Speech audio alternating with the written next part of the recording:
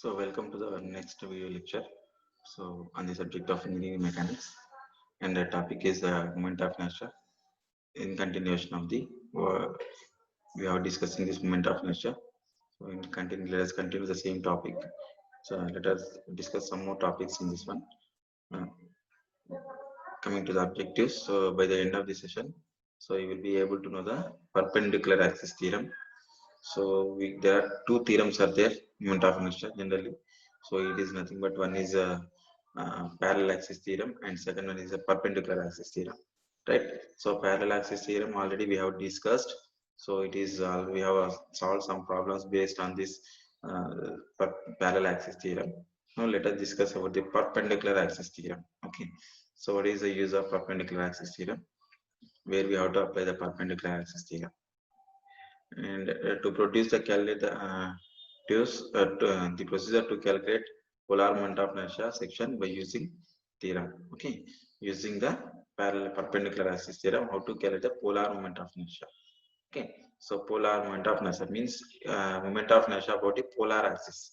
Polar axis is nothing but z axis. Okay, z axis means which is perpendicular to the two mutually perpendicular axis means. So in this one, so far we have solved two problems on based on about x and y axis. Means the perpendicular the axis which is perpendicular to both x and y and passing through the same centroidal point means centroid point. So about which that axis, the axis which is passes through the centroid as well as perpendicular to both x and y axis, that axis is called the polar axis. Okay, and the moment of inertia about that axis we have to calculate.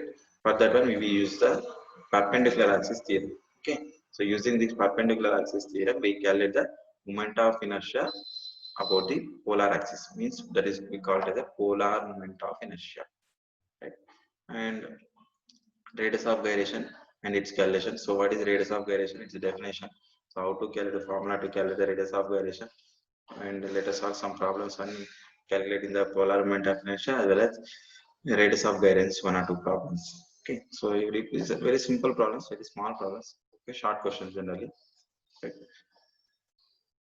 So far, let us recap what we have discussed so far. So moment of inertia we have calculated for different type of sections. So we have defined the moment of inertia. So moment of inertia is very simply we can say that it's a distribution of area. Okay, simple distribution of area with respect to some axis. Okay, reference axis. Nothing but moment of inertia. Centroidal axis lying in the plane of the figure. Of course, we have calculated a moment of inertia with respect to centroidal axis. Okay, centroidal axis lying in the plane of the figure. Okay, lying in the plane of the figure means two-dimensional wise. Okay, so lying in the plane of the figure, right? That's what we have done. X and y axis and axis parallel to the centroidal axis. That is using the parallel axis theorem. We have solved some more problems on the parallel axis theorem also. Right, we have applied the parallel axis theorem. We have calculated the moment of inertia of the sections like a T section, I section, T angle section, and what other Z section, channel sections, right, and as well as the built-up sections. We have calculated moment of inertia for all these sections. Of course, all the problems we need the for one or other purpose. We need the to calculate the moment of inertia. We need the parallel. We have used the parallel axis. Okay, the parallel axis theorem. Right. So that's what. And in the analysis and design of structural numbers like columns, beams, IXX, and sufficient. Okay, of course, in this one, not the columns. Generally, it is for columns. It is. Sometimes we need the IX6 IYY is sufficient. Okay, of course, IYY is mean least moment of inertia will be sufficient. Least radius of variation is sufficient. Okay, to design the columns and beams. Okay. In the analysis and the design of machine elements. Okay, machine elements means like a shafts. Okay, shaft means rotating items. Okay, which rotates circular items, which rotates item. So about this shaft with the moment of axis passing through the centroid and perpendicular to the planar section is equal. That is nothing but polar moment of inertia. Very simple, we can see that moment of inertia about an axis passing through a centroid and perpendicular to the planar section. Okay, that is nothing but polar moment of inertia.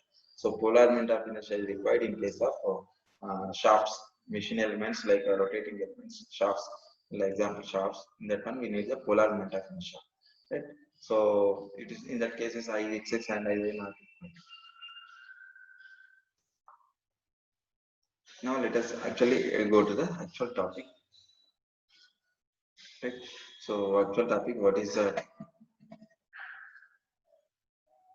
If x and y are the axis lying in the plane of the figure, the axis perpendicular to the plane is denoted as z axis. Right. That's what I said in introduction. So means if these two axes are there, so right, if here is it, okay, just I will draw a figure here. Right, let us say this is x and y axis. Right, this is x and this is y. So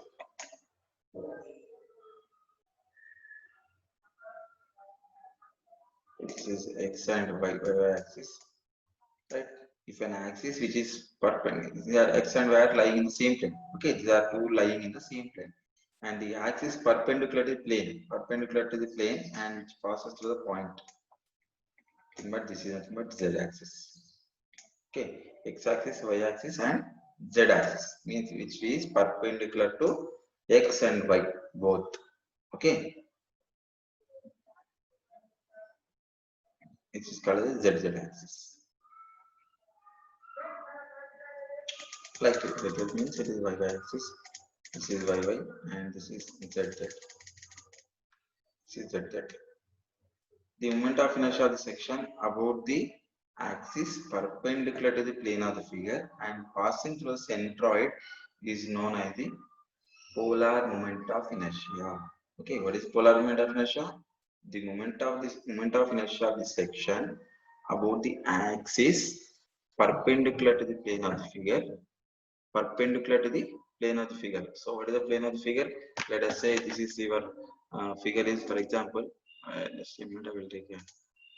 Let us say your picture is, let us say this one. Okay, a body is there like this. Okay, so body is there. So if it is lying in the plane xy plane, right?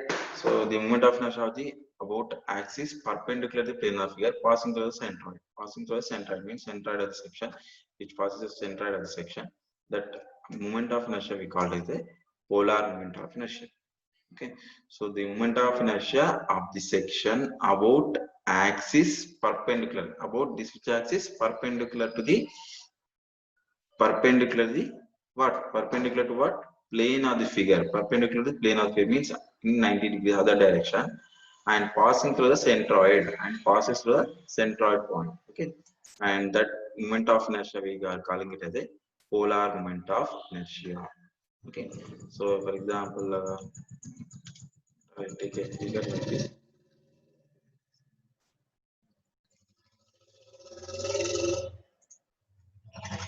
For example, let us say what is there.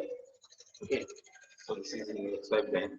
If I want the moment of inertia about an axis which is perpendicular to this, perpendicular to the in the plane of figure, this is perpendicular to the plane. Okay, and passing through the where centroid point, then that is a moment of inertia we are calling to the polar moment of inertia. Okay, and it is denoted with the letter iz or izz or j. Okay, okay, simply we use the term j. J is nothing but I is generally moment of inertia is nothing but I, and if it is a polar moment of inertia we use the term j. And or sometimes it is, we can also refer it as the izz. Okay, because we are about perpendicular to the both x and y, we are the axis, that axis is z axis, generally we are z. In general that axis we are called as the z axis.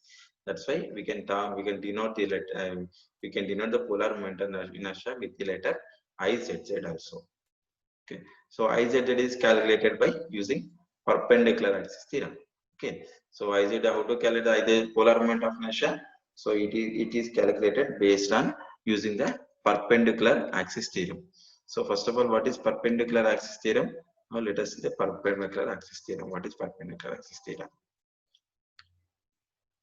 The moment of inertia of figure about an axis perpendicular to the plane passing through the centroid is equal to, so it's nothing but what the perpendicular axis theory is, right?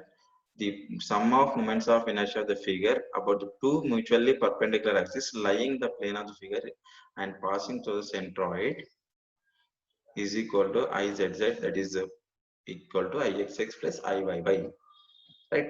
So what is the perpendicular axis theorem? So perpendicular axis theory said that the moment of inertia of a figure about an axis, okay, about an axis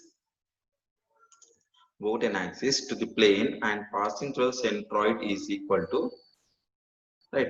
So it is not diagram not one.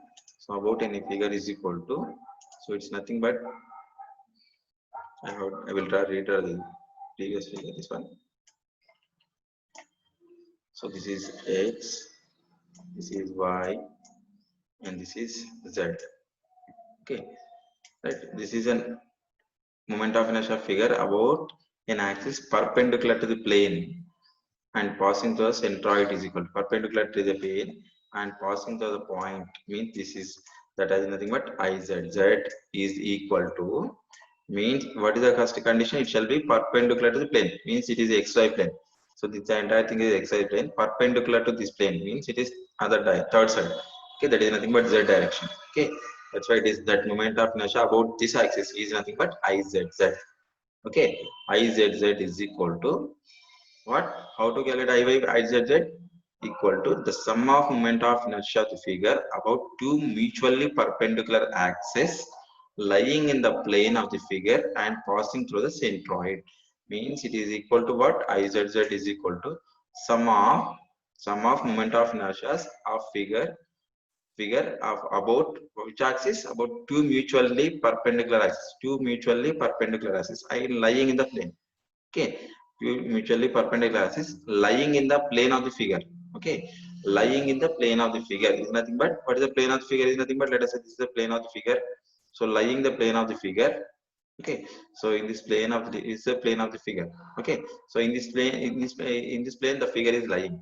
If you want moment of inertia about axis perpendicular to the plane of the axis and passing through the centroid is equal to what? So moment of inertia of the two mutually perpendicular axes. New mutually perpendicular axis is nothing but one is xx and yy, because they are mutually perpendicular, means the angle between this is 90 degrees. Okay, similarly the angle between here also, it is equal to 90 degrees.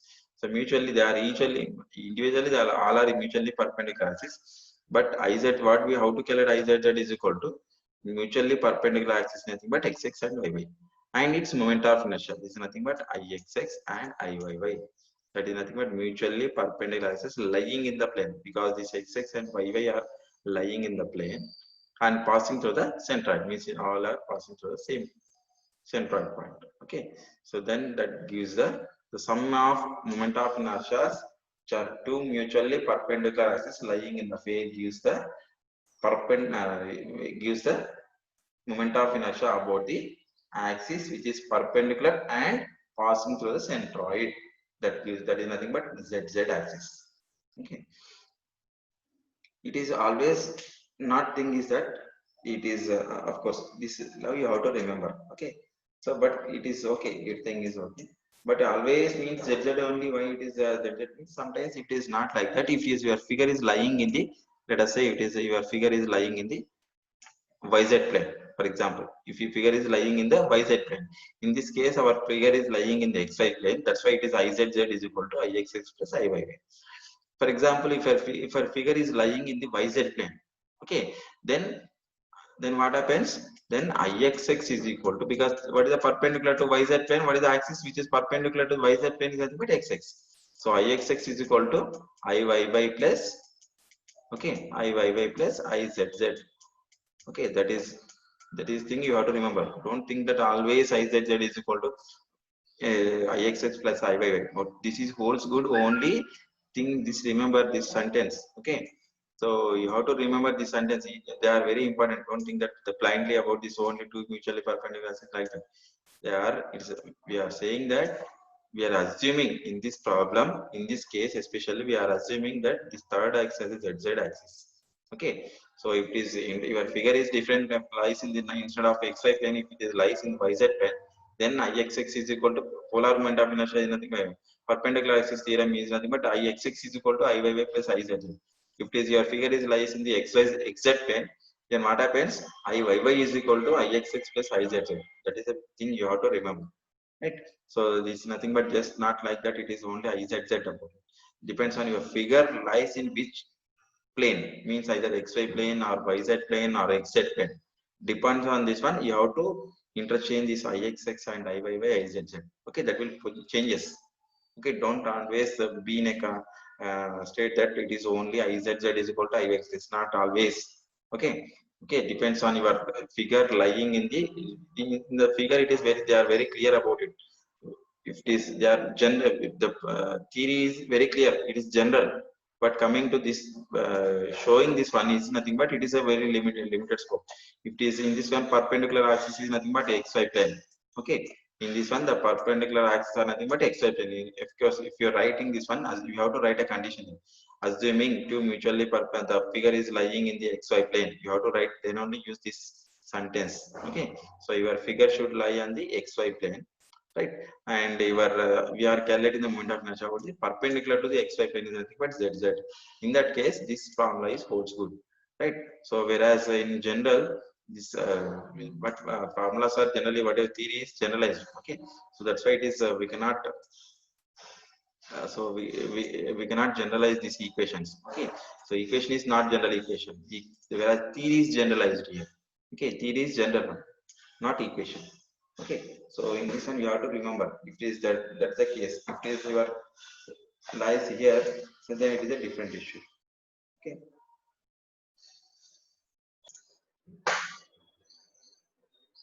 okay, so like that you have to calculate the moment of inertia about the in axis which is perpendicular to the plane and passing through the centroid, right? So it is very simple. It is in this case, why you are writing it is IZZ is equal to IXX plus IYY means, in this figure, in this problem, of course, in this equation, we are assuming that generally whatever so called we have so far we have calculated all the moment of measures we have calculated about the XY plane. Okay, in assuming that they are in the XY plane. Okay, so that's why we are using the same terms here so that avoid unnecessary confusion. Right. So if I take the plane is the figure in the XYZ plane, then it is, if I write like that, it is creates unnecessary confusion. That's why it is we are using simply XY plane as a, or lying in our figure is lying in the XY plane, assuming that our figure is lying in the XY plane. So we are calculating the moment of inertia about the ZZ axis is equal to IXX plus IYY. That is the thing we are assuming. Okay. So this is nothing but there is some assumption is it, assuming figure is lying in the XY plane. Okay, so we have to write like assuming figure lies in XY plane. Figure lies in XY plane. That's what the condition is. Okay. Then this equation is IZZ is equal to IXX plus IYY. That's whole score. Now you understand, right? So in future, wherever if it is anything is given, perpendicular axis is given, what is the perpendicular axis means, you have to generalize it. Don't say that IZZ is equal to Ix plus IYB. Okay, don't say that answer. Okay, so that's not in correct term. Even though it is equivalent, but assuming these certain conditions are there, right? So if you assume that assumptions are there, you have to assuming that one, you have to precise. Your definition shall be precise. Okay, then only this IZZ is equal to IX plus I whole square, right? So this is the case of your, this is how you have to do it. Okay, so in case of your figure lies in XY plane, this is correct. If it is in YZ plane, this is correct. If it is in XZ plane, then it was what happens, IYY is equal to, right? So IXX plus IXX plus IZZ. Okay, it's very simple. IZZ means perpendicular to the figure axis is nothing but very simple. The moment of inertia of sum of the moment of inertia of the figure in which it lies. Very simple. Okay, sum of moment of inertia of the both axes which lie the figure in which the figure lies. Okay, very simply you can say. Okay, so that's what you have to, about the axis in which lies, about, so we can say place about axis in which it lies. That's the thing. Right? Now let us go to the calculation of the polar moment of inertia. Okay, for different regular figures like a rectangle, Ixx is equal to BD cube by 12, Iy is equal to dB cube by 12, Izz is equal to how much, BD cube by 12 plus dB cube by 12, right? So B into D into B square plus D square by 12, right? This is a formula to calculate the what is called polar moment of inertia. Okay, polar moment of inertia is equal to PD into p square plus d square. Right. Similarly, for circle, here it is circle is most of the cases it is important because the shaft means generally it will be circular in shape. So in that case, it is very important. Ixx, Iy, of course, for moment of inertia about any axis for the circle is nothing but pi d to power of 4 by 64. So it is nothing but pi d to power of 60, pi d to power of 4 by 64 plus pi d to power of 4 by 64. So it's nothing but 2 into pi d to power. That's nothing but pi d to power of 4 by 32. That's what you will get the polar moment of inertia for the circle. Okay, very simple. This is important case. Pi d to power of 4 by 32. Moment of inertia, polar moment of inertia for circle. But generally, this is generally we don't use circular shaft means generally we use circular items. Okay, so machine elements, most of the cases, of course, we use the rectangular terms. Rectangular machines maybe some parts may be there, but we don't need much about this one.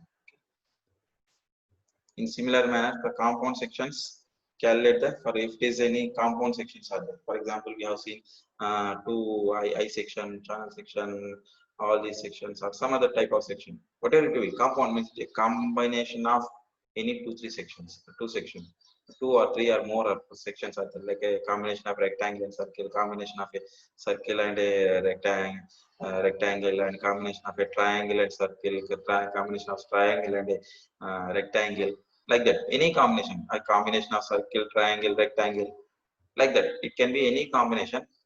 For that combination, how to calculate the for that compound sections, how to calculate the IZZ? It's nothing but formula is very simple. So IZZ is equal to what? So IZZ is equal to, so assuming, again assuming. So assuming, so our figure is lying in the xy plane. So polar moment of inertia is equal to IZZ is equal to Ixx plus Iy. So like this, we see the way in which we are calculating. This can be switch on power.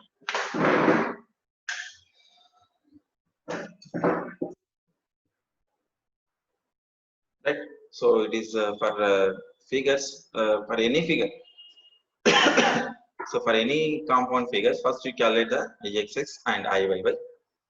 Right. So Ixx and Iyy and add them both. Then you will get the moment of inertia about the ZZ axis. Means perpendicular to the those two axes, x and y axis. Okay. So that is nothing but our how to calculate the moment of polar moment of inertia or IZZ. Of course, for what is the difference between polar moment of inertia and perpendicular axis theorem? They are one and same. Polar moment of inertia is calculated using perpendicular axis theorem. That's what you have to remember.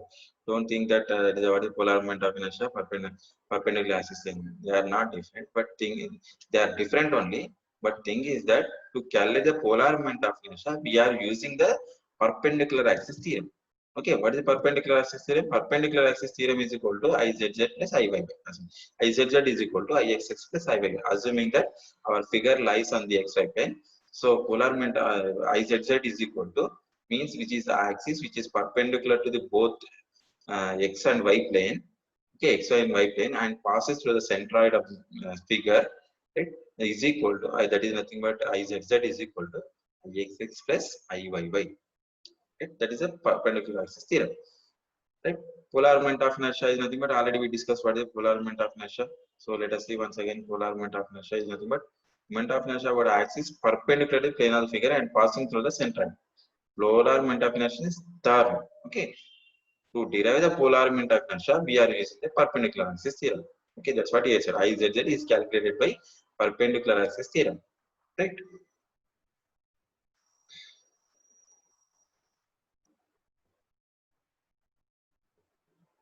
Right. So for compound sections to calculate like this, we have to calculate. Next, another term. So very important, radius of gyration.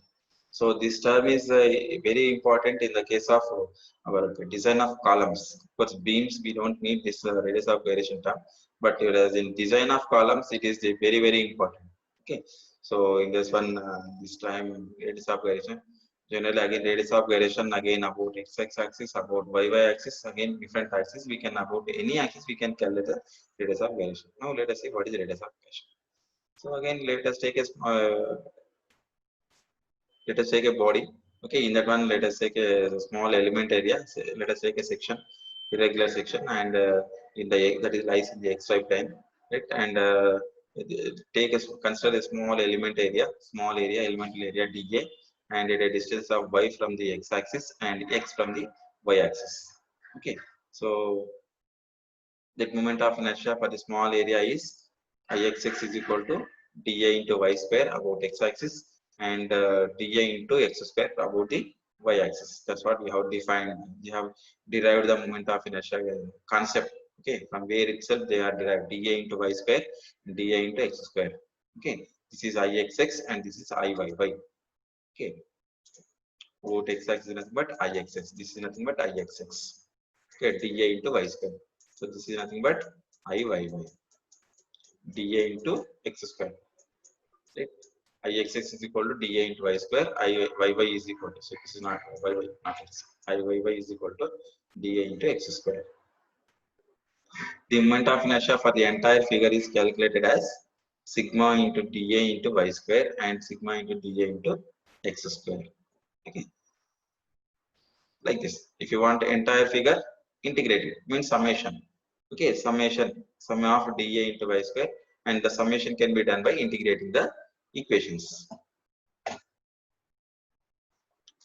If all such small areas of the figure are arranged in such a way that all are at equal distance from the axis, okay, if all such areas of the figure are arranged in such a way that all are at equal distance k from the axis, equal distance from the axis, equal distance k from the axis.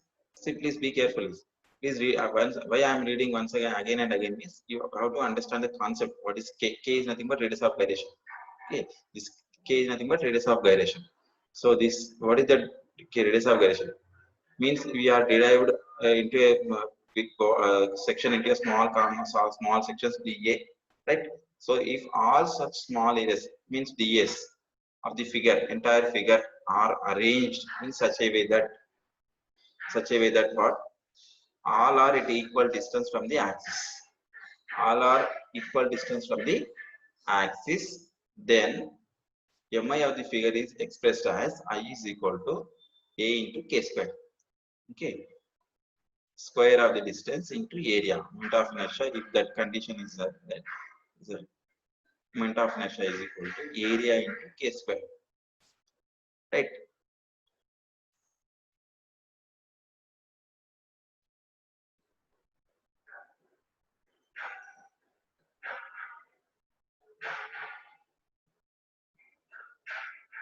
Okay, that's what the, if all such small areas of the figure arranged, okay, means small areas means ds, all are arranged in such a way that, in what way we have to arrange, so that all are at equal distance.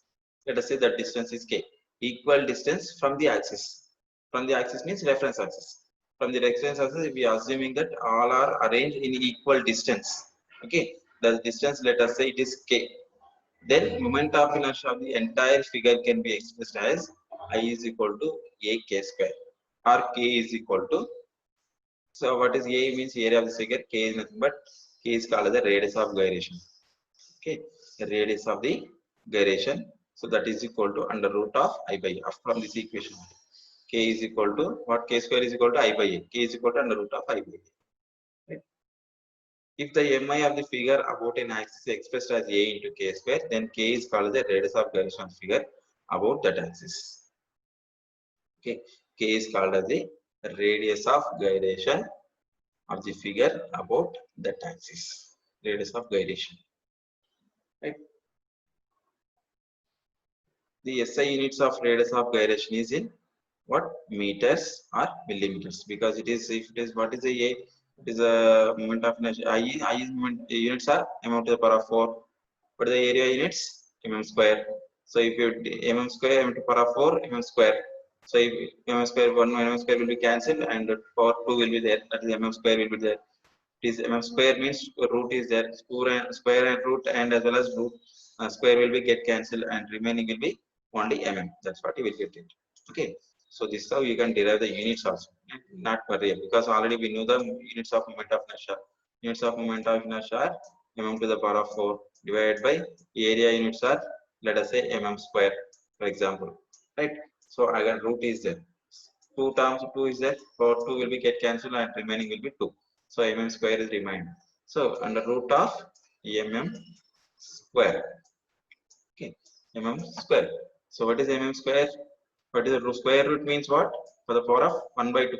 Okay, so power 1 by 2 is there already there. Square root, what is the square root means? Power of 1 by 2. Okay, square root means 1 by 2, power 1 by 2. Okay, so 2 get cancelled, what is the remaining? So mm is remaining. That's what it is, nothing but mm. So that's why it is the units are mm or meters or centimeters. Okay, linear dimensions, whatever it is. Linear measurements, mm, centimeter, millimeters, depends on what the units of your you know, area as well as these units. You can, the same units will get it in either centimeters or millimeters. Okay, so this is how you have to calculate the radius of the gyration. This is the concept of radius of gyration. Okay.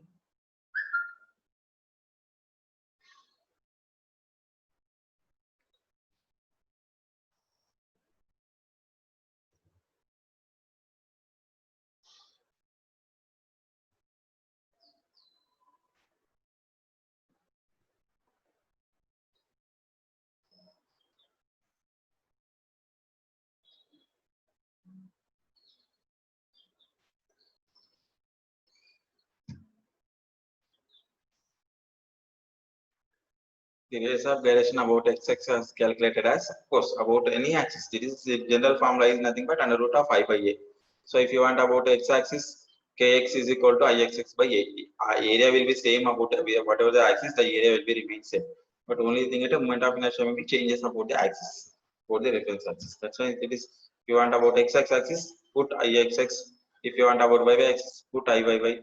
If you want put about z-axis, put z-axis. If you want any, if you have any other axis moment of inertia, put that axis. That's all, right? So like this, you will get the moment of inertia, radius of gyration about the any axis. Okay, so that is nothing but calculation of radius of gyration. Sometimes it is generally in design of some of the members like columns or some other things. So we need the least radius of gyration. Okay, least radius of gyration. So least radius of gyration is nothing but to know that which is least. So first of all, we need to calculate the kxx, kyy, right? If requires kzz also, of course, most of the cases we need only plain figures, so we calculate. So that's why we use that in kzz. But in most of the cases, kxx and kyy, right? So kxx, if you want a kxx, you need to calculate the ixx and iyy. Means the radius of gyration will be least for the our axis which is having least moment of inertia. That is very simple. If your moment of inertia is lesser, radius of gyration will be lesser because area will be constant about whatever the axis, right? So area of the figure is constant, either xx or yy or zz or some other axis or about any axis. Okay, that will be same. But only thing is variable is ixx. Moment of inertia varies about the reference axis. Changes, moment of inertia changes. Right? So then some, if you need the least moment of inertia, least radius of gyration, calculate the least moment of inertia. Whatever you x may, either maybe some depends on its orientation. Some figures it may be xx, some figures it may be yy. Okay, some figures if it is orientation jx, that will x becomes least and y become some different possibilities are there. That will be in was not there in your syllabus. At this point it is not required, right? So like that we have to calculate the least moment of least radius of gyration. So to get the least radius of gyration, calculate the least moment of inertia. To know that which is least, we have to calculate x6 as well as y. Both you calculate and see that which one is least. Calculate the, take that moment of inertia and calculate the least radius of gyration. Okay, that will be used in the design. Design of steel, some columns, especially in steel sections, it is required. Now let us solve some simple problems. Okay, based on what is called polar moment of inertia as well as this radius of gyration sums calculations. Determine the polar moment of inertia of a hollow circular section of 320 mm external dia and 40 mm thickness. Okay, so how to calculate the moment of inertia? Right. So how to calculate the moment of inertia? So it is Determine the polar moment of inertia of a hollow circular section. Hollow circular section, T20 angstrom diameter, 40 meter thickness. First, you draw the figure. So it is nothing but hollow circular section. So how much it is? Hollow circular section. This external diameter is 320, and he has given, instead of internal diameter, he has given thickness. So knowing that it is the 40 mm thickness. Thickness is 40 mm. Means if you want to calculate the internal diameter, how to calculate this internal diameter? So external diameter minus 2 times the thickness, because two thickness, one thickness here, one other thickness here. So you have to do two thickness. Don't forget that only if you take thickness one side, if you deduct, that will be wrong, because you have to both sides it is thickness is there. Okay, so this is external diameter. Okay, this is external diameter from here to here. Internal diameter is nothing but from here to here, inner to inner.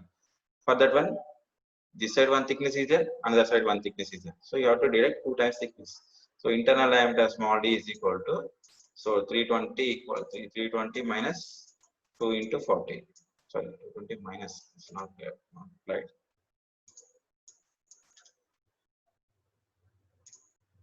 320 minus 2 into 40. Right, 2 into 40. It's nothing but 2 into 40, 80. 320 minus 80. It is nothing but much this 240. Internal diameter is 240 mm. Now, if you have the internal diameter, then what is the moment of inertia? About xx or yy. Of course, it is a hollow circular section. Whatever the direction, if you take xx or yy, it will be same, right? So xx or yy is equal to how much? So it is nothing but 5 into, okay, capital D power of 4 minus small d to the power of 4 divided by 64. Right? So it is equal to equal. So capital D means 320, small d means 240. Substitute, calculate the Ixx or Iy. Then what we need? We don't want Xx or Yy. We need the what? Polar moment of inertia. Polar moment of inertia is equal to how much? Izz is nothing but polar moment of inertia. Assuming xy, this figure is lying the xy plane. So Izz is equal to how much? So it is nothing but Izz is equal to Ixx plus Iyy. Ixx plus Iyy. But what is condition? Ixx is equal to means 2 into Ixx or 2 into Iy. Right? For the circular sections.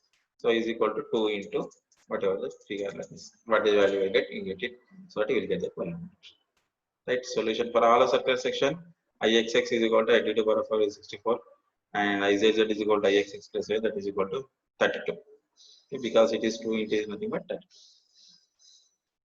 is equal to 7.0372 into 10 to the power of 8 mm to the power of 4. Okay. So that is nothing but your Izz, means polar moment of inertia for this hollow circular section.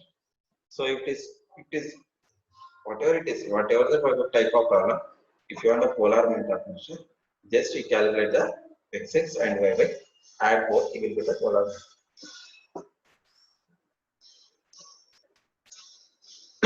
You will get the polar moment of inertia. Right? So like that, you have to calculate the polar moment of inertia of the figure of any section.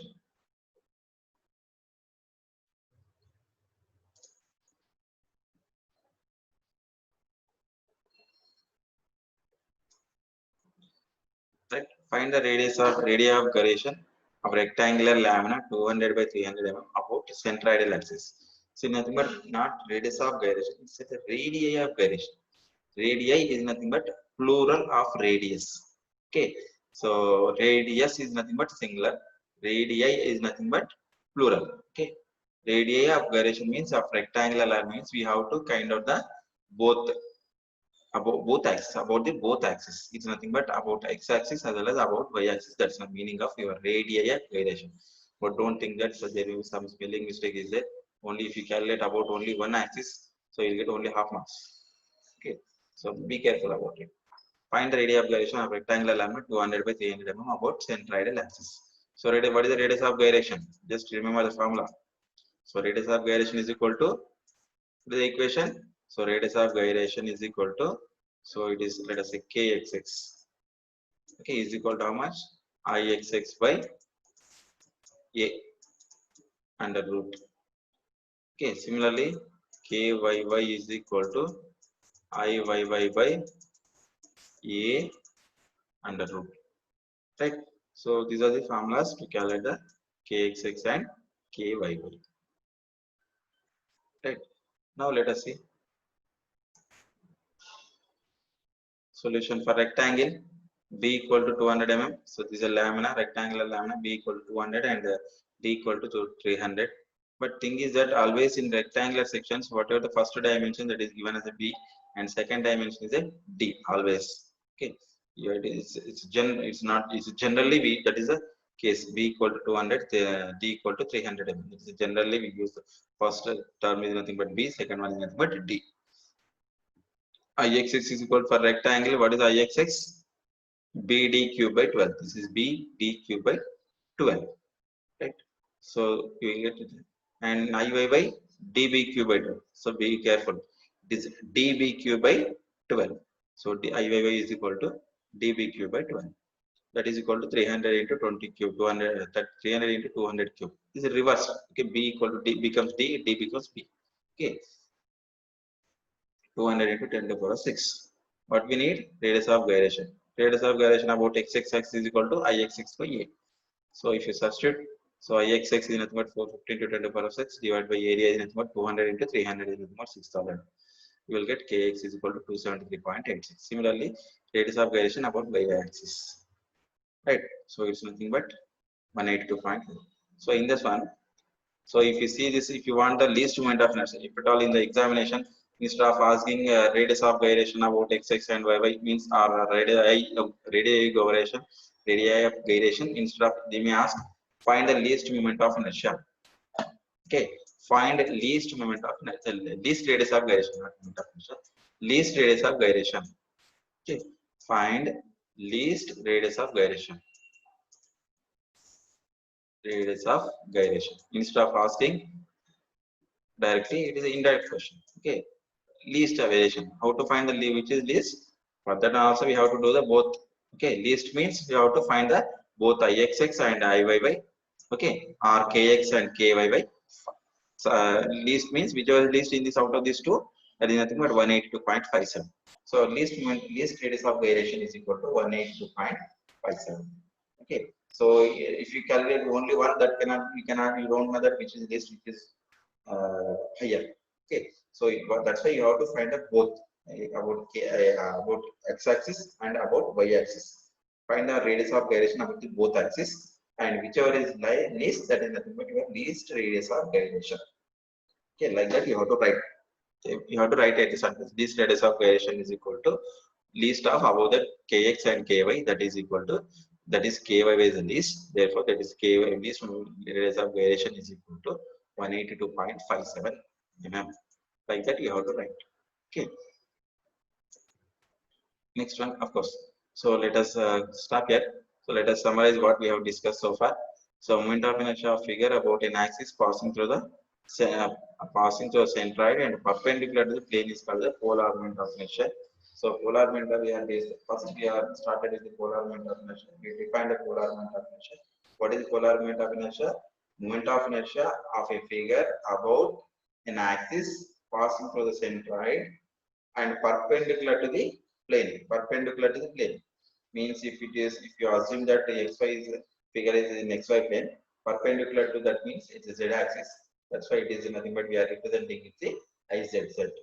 Or we can use the term j, polar moment of inertia. We can use the generally polar moment. We use the term z instead of izz. Okay, j is more appropriate than the izz.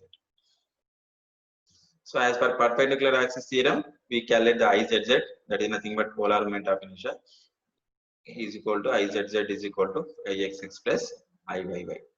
So if moment of inertia about an axis can be represented as a into k square, then k is known as the radius of gyration.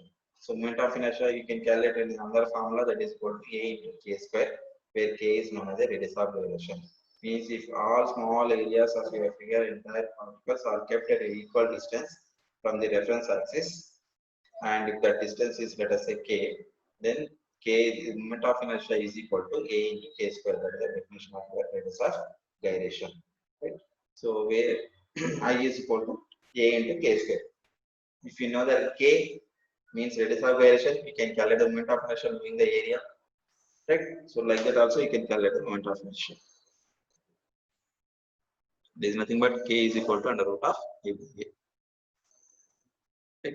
So there is small quiz here.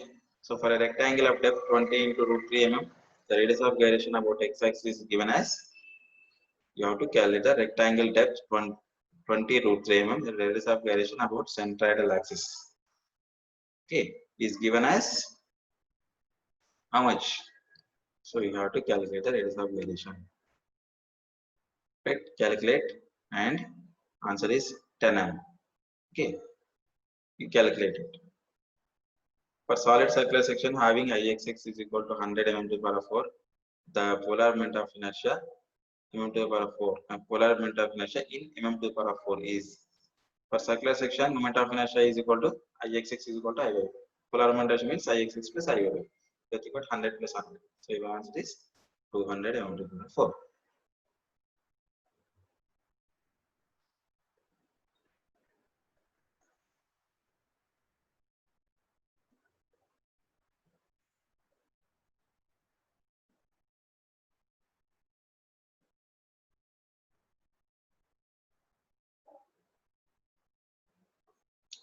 For a solid circular section 80 mm diameter, the polar radius of gyration means Izz is equal to how much? So you have to calculate. So first calculate the polar moment of inertia, that is the pi d to the power 4 by 32. Right. So divided by area under root. So if you calculate, you will get the polar radius of gyration, and as it is 20 root 2. Okay. So these are some of the exercise problems. So you can practice.